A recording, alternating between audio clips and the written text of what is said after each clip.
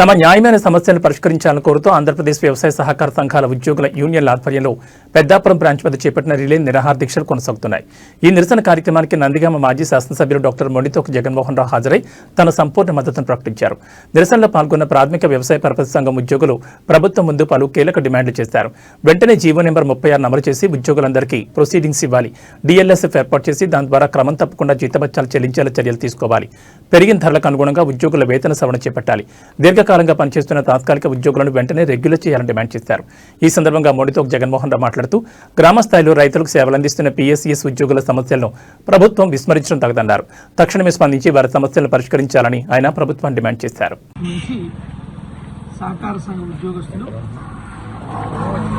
న్యాయమైన పలు కోర్టుల మీద పలు దఫాలుగా ధర్నాలు నిర్వహించారు. ఇప్పుడు రిలే నిరాహార దీక్షల్ని కూర్చున్నారు. ప్రభుత్వం ఇప్పటికే జీవో ఇచ్చింది, కానీ దాన్ని అమలుపరచాలి. వాళ్ళ ప్రధానమైన డిమాండ్లు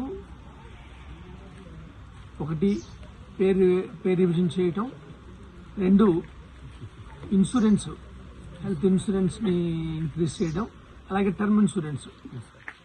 ఈ క్రమంలో ఏమన్నా ఉద్యోగం చేసే క్రమంలో ఏమన్నా ప్రాణాలు కోల్పోతే వాళ్ళ కుటుంబాలకి రక్షణగా ఉండడానికి, ఆర్థిక భరోసా ఇవ్వడానికి టర్మ్ పాలసీని అడుగుతున్నారు. ఇవన్నీ కూడా న్యాయమైనటువంటి కోరికలు. ఇప్పుడు సహకార సంఘాలు బలోపేతమైనవి, ఆర్థికంగా బలపడ్డాయి. దాంట్లో వీళ్ళందరూ కృషి ఉంది. కాబట్టి మీరు జీవో ఇచ్చారు కాబట్టి ఇంప్లిమెంట్ చేయమని అడుగుతున్నారు. ఖచ్చితంగా చేయాలని మేము డిమాండ్ చేస్తున్నాం.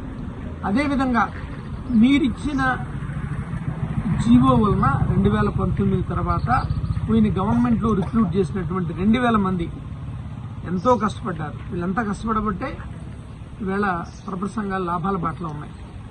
వాళ్ళని కూడా తీసేస్తున్నారు.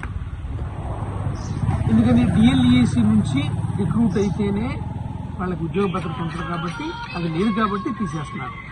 5 సంవత్సరాలు వాళ్ళ సేవలను వినియోగించుకొని నిర్దాక్షిణ్యంగా 2000 మందిని, ముఖ్యంగా కృష్ణా జిల్లాలోనే 800 మంది ఉన్నారు.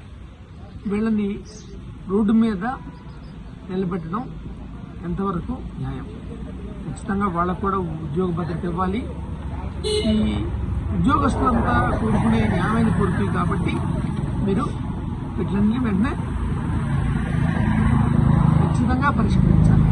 అలాగే పోయిన గవర్నమెంట్లో రిక్రూట్ చేసిన వాళ్ళని చెప్పి వాళ్ళ మీద కక్ష సాధింపు చర్యగా వాళ్ళని ఉద్యోగాల నుంచి తొలగించాలి. ఇది ప్రధానమైన డిమాండ్. ఇది రోజు రోజుకి